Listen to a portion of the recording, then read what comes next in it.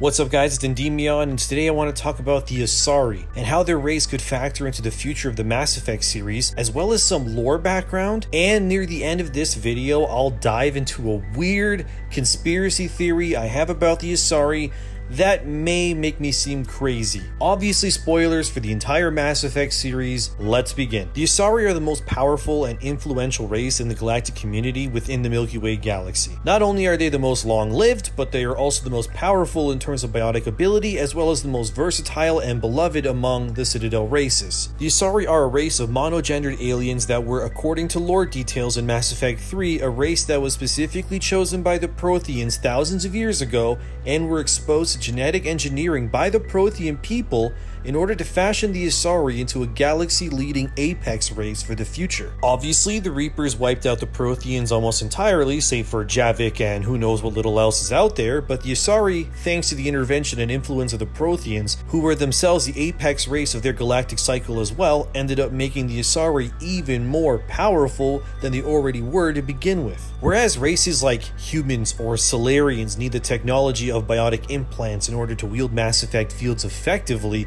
in human cases resulting in many children being born with defects, like Kaidan, the Asari are one of the only races I can think of that can wield biotic abilities in a natural sense. Their home planet of Thessia is rich in Element Zero, the rare material that is used for faster-than-light travel and biotic use, which only further pushes the boundaries of how powerful and unique the Asari are. Not to mention, the Asari are the only race that we know of from the Milky Way galaxy capable of reproducing their own race by mating with any other race as well. Weirdly enough, the Asari's form of mating is directly linked to their race's desirability to seek out distinct racial traits from other races to implement into their own. For example, an Asari who mates with a Krogan may result in a newborn Asari who has a lust for bloodshed or the survivability of their Krogan fathers. In this way, weirdly enough, this deep desire to seek and obtain other alien racial traits is not all that dissimilar from that of the Andromeda race, the Ket. Whereas the Ket are a race of religious-like maniacs hell-bent on exalting other races, as they say, by forcibly changing the genetic structure of their victims to create more Ket, it is in a lot of ways similar to the Asari. The only difference really is that while the Ket may abduct and force you into becoming one of them, the Asari don't change you. Also, they bang you. Nice. I'll take the Asari over the Ket anytime. Anyways, in terms of the future of the series, the Asari are left in a very peculiar spot as their homeworld of Thessia, regardless of what you do in the trilogy, utterly falls to the Reaper threat. Although on an individual level, the Asari are technically superior to any other given alien race, their actual bulk of military prowess is not designed for all-scale warfare, which is clearly what the Reapers specialized in. The lack of numbers in terms of actual Asari warriors ends up being the downfall of their homeworld, as they are devastatingly defeated. So going into the future, I could see the Asari definitely becoming a more militaristic-focused race with a much heavier emphasis on mandatory military service for all newly born Asari. And I could even see the Asari becoming even more powerful and versatile due to their humiliating loss to the Reapers, which could have been prevented if they focused more on protection rather than diplomacy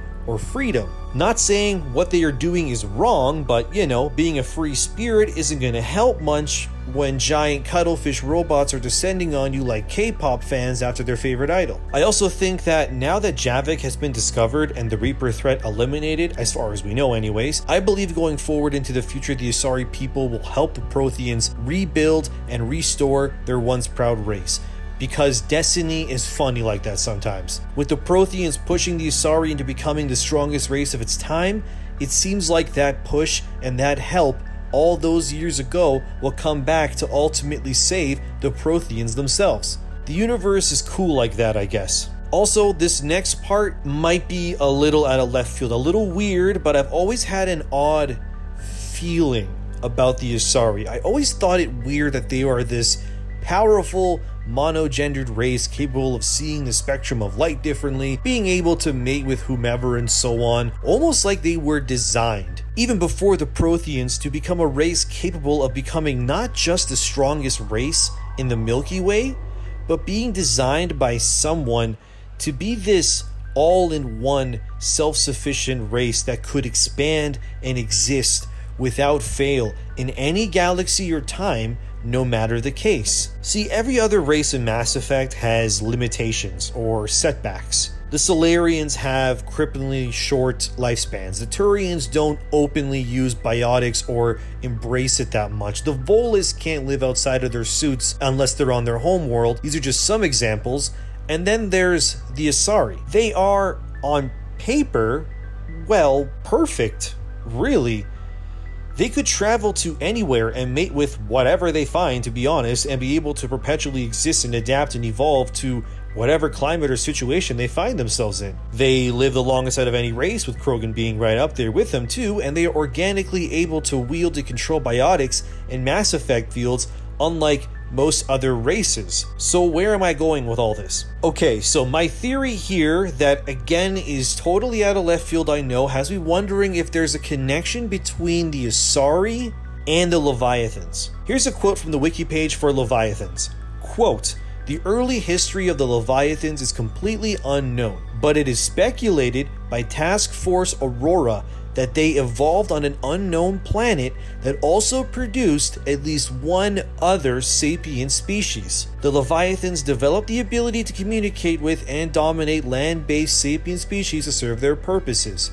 End quote. So wherever the Leviathans came from, their mystery origin planet was also home to another race, which has me wondering a few things. Again, this whole section of the video is just me throwing out ideas, of course. So don't take anything as, main lore. I'm just brainstorming here. The Leviathans are aquatic in nature and are able to indoctrinate and control their races. The Asari have a very distinct physical characteristic in their head shape, being that of something resembling a squid or some other aquatic creature. Also, weirdly, is that the end of the Asari skull structure is pointy and has this weird ridge to it, a lot like the Leviathan's body. And then there's the Protheans. They were the most powerful race of their cycle, besides the Leviathans, of course, and chose the Asari specifically to genetically alter further past what they were. Not to mention, if you look up what the name Asari even means, it tells you that the Japanese term for Asari is, quote, and I'm going to butcher this,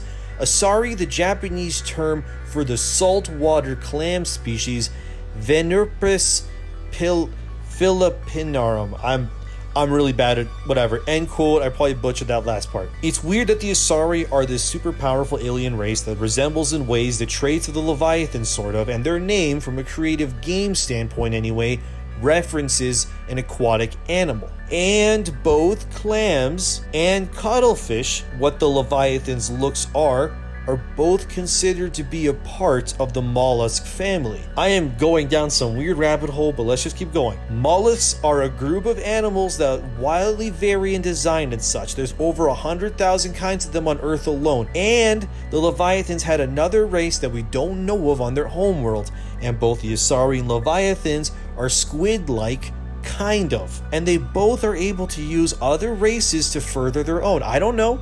I don't really have an answer with this part of the video or anything. I'm just brainstorming and being weird and hoping someone watching this will see this and add more and tell me I'm wrong. I'm not saying 100% that the Asari are the race the Leviathans evolved with, but they may be a form or version of the race that came from wherever the Leviathans did come from, because there's too many similarities in physical ways, abilities, or hell, even their names. But it could be a coincidence, even though there is no such thing as a coincidence. Anyways, this final part of the video is just me spitballing and being suspicious of the Asari is all. You're telling me the same race that has all these distinct similarities with Leviathans happens to be picked by the Protheans to be elevated further, and it's not weird at all to any of us? There may be more to the Asari than we know, that's all I'm saying.